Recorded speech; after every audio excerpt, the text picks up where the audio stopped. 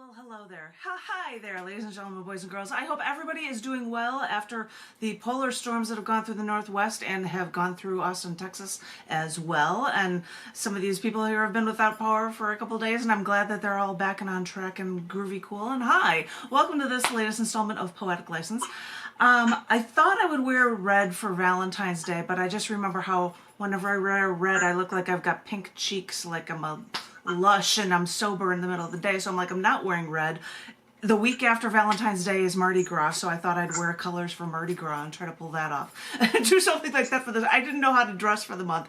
Anywho, it doesn't even matter because I'm going to be really off kilter. I will let you guys know in order so far. Of course, Zoom host John F. McMullen is next. Of course, Susan. I've got Lorna on the list. After that, I've got Joe Sandler, if he is willing to read. I see his name there. You can let me know if you are going to be reading, because I'd love to hear from you. Brian, Generalissimo himself, and then Tom, and that is what is on the list so far. When I give the next person, I'll also tell them the poet that's afterwards, so you have a clue. But I'm going to do something a little bit different. Instead of poetry for Poetic License for the first month, I'm going to read, as I usually do, from the first issue of cc&d, the most recent one. And lucky John, it's named after a poem of his inside the book. What now, my love? And when I saw that, I'm like, it's February. Oh my God, I have a photo that I took of a heart with a bunch of flowers on it when I went on a walk recently. Perfect for a cover. And then I found out that with a little bit of space, I'll try to cram it in here, I was going to write an editorial about something football. Something, I don't know if anybody is paying attention to football or not, but this editorial that I'm reading, relatively short. It was written on the 3rd of January, the day after football player. Recording in progress. Oh, and I guess it's going to be recorded, and thank you, and I know that other people want to hear it. Thank you very much, John.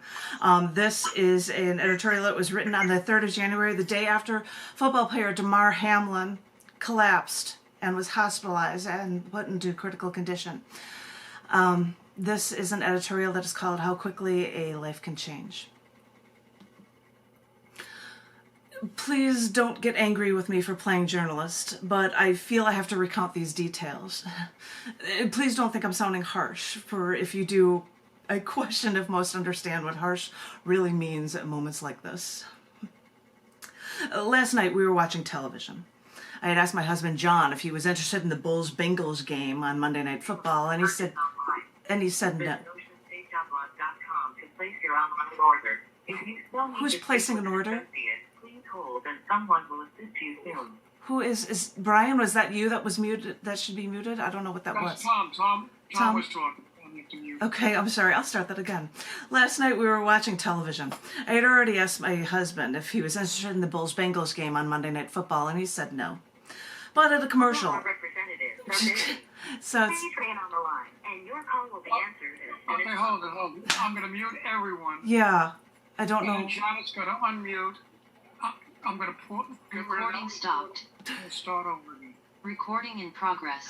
Okay, go ahead, Judy. Thank you very much. Sorry about that mess up, you guys. This is an editorial that was written on the 3rd of January, the day after football player Damar Hamlin collapsed and was hospitalized in critical condition. Please don't be angry with me for playing journalist, but I feel I need to recount these details. Please don't think I'm sounding harsh, for if you do, I question if most understand what harsh really means at moments like this. Last night we were watching television. I had asked my husband John if he was interested in the Bulls-Bengals game on Monday Night Football, and he said no. But at a commercial on another channel, I changed the channel to ABC, and the game was stopped as an ambulance had just pulled onto the field. We watched, discovering that Bills player Damar Hamlin was surrounded by his teammates in one large cocoon. John pulled up a looping 30-second video on his phone of what looked like a not-so-serious helmet hit to Hamlin's chest, Hamlin falling to the ground, then getting up, and then just collapsing.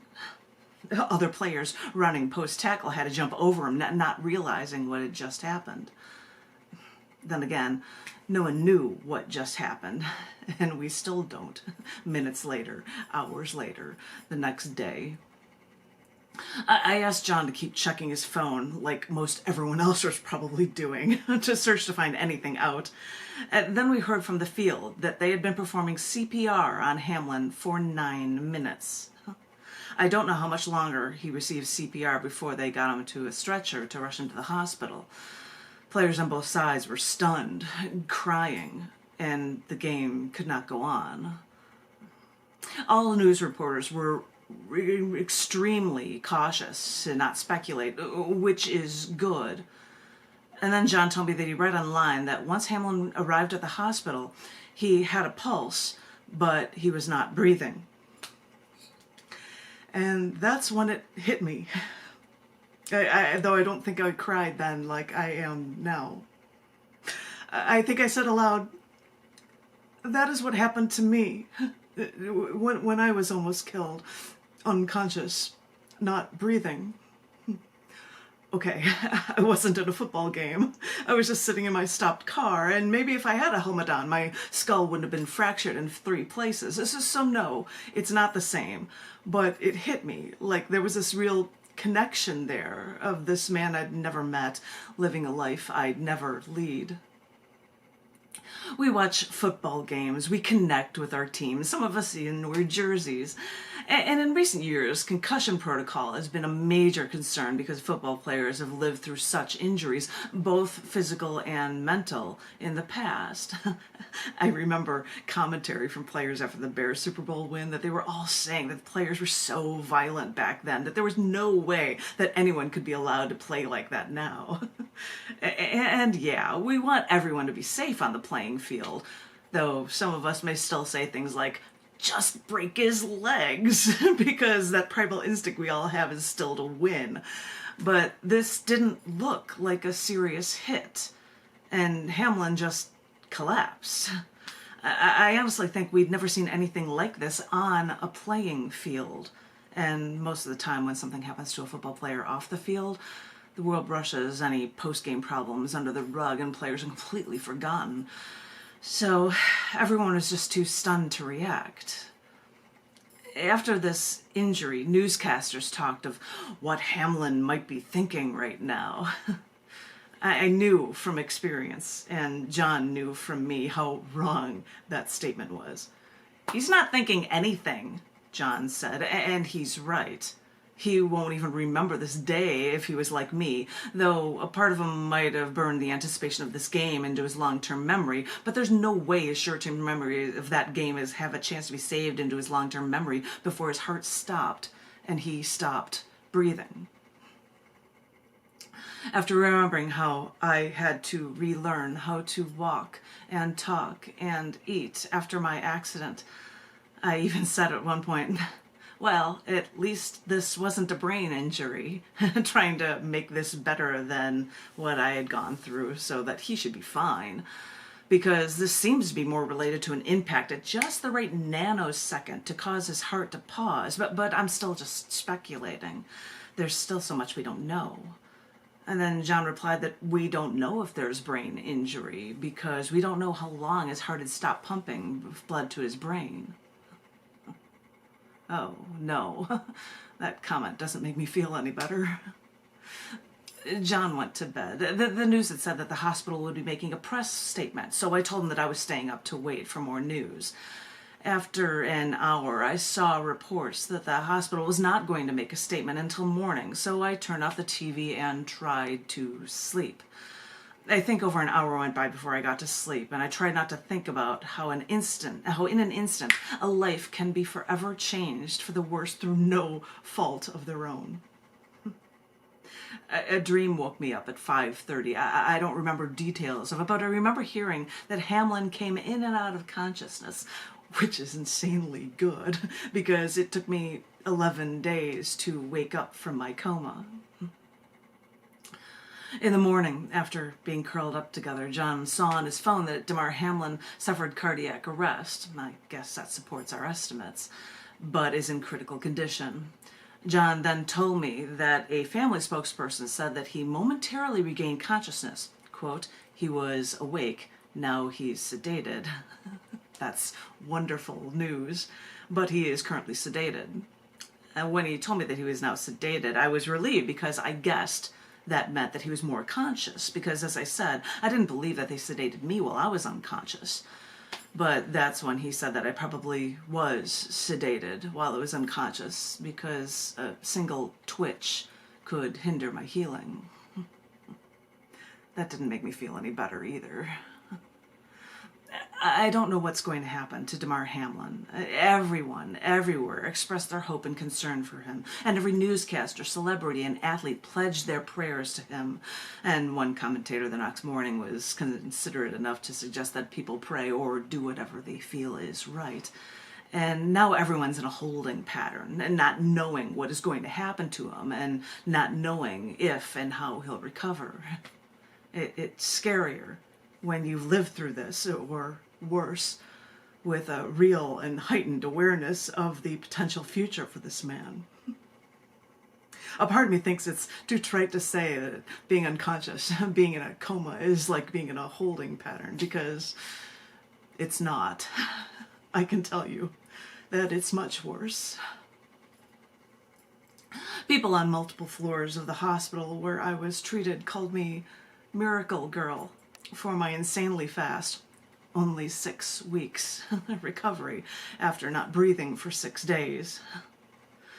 To quote a musician who had once similarly questioned their survival after their hospital ordeal, "Was it science that saved me, or the way that you prayed for me?" I believe science was on my side, and I know that my mind fought vigilantly and desperately to help me recover, but so many people also prayed for me. When I look on Twitter now and see everyone and anyone tweeting an icon of their hands in prayer, all I can think to say to Damar Hamlin is, I am with you. I am with you in more ways than you can know. And then there's 2 days later, January 5th, 2023, postscript. After 2.5 days, neurologists held a press conference dispelling the media's theories that he was resuscitated a second time in the hospital. A defibrillator and CPR were only done on the field. News reporters were saying that he still cannot breathe on his own, but after just 2 days, Hamlin began to awaken. The press conference relayed that Hamlin cannot talk, but he can move his hands and feet, and he nods yes or no as answers to questions. He was surprised that he was unconscious for 2 days, and his first question he was able to convey was, "Did we win?" Which thrills me that his cognitive skills are strong enough that he can remember and think about these things while still in such a debilitated state in the hospital. I know his recovery will take time, even though some idiot reporters out there are still asking if he'll still be able to play football again. But I know the road ahead for him is steep, but I'm sure that it'll all be worth it all for him to be well again. I know I cried, thinking about what Hamlin went through when I saw him collapse and didn't have any news about his condition. But I also shed a tear today, too. Even though he has a long road ahead of him, it is so fulfilling to be able to shed a tear of joy and know that he's on his road to recovery. Sorry, that was just emotional. I believe Tom knows a little bit more about me to know that, but it's a very tumultuous thing. And I don't know if anybody was paying attention to football or not, or hearing the news reports for it, but everybody, I mean, both sides of the team were insanely concerned. And then when you heard about there was a foundation for toys for this area, I think $9 million got donated by people around the country and stuff. So he seems to be doing well. They still have an oxygen tube down his throat. I don't know for how long or if it is out yet, but when you are out that long, you will be stuck like that. I'm afraid I know that too, but he will be better off than me, and I just needed to be able to share that, and I should also say hi to people that are watching on the Facebook live feed. This is Poetic License, and you just heard an editorial and not poetry. Sorry, you guys. But if you want to come to the Zoom meeting, you follow the Facebook link for the event. I have to advertise it to the people on Facebook as well. Pardon me? You came back to join the team.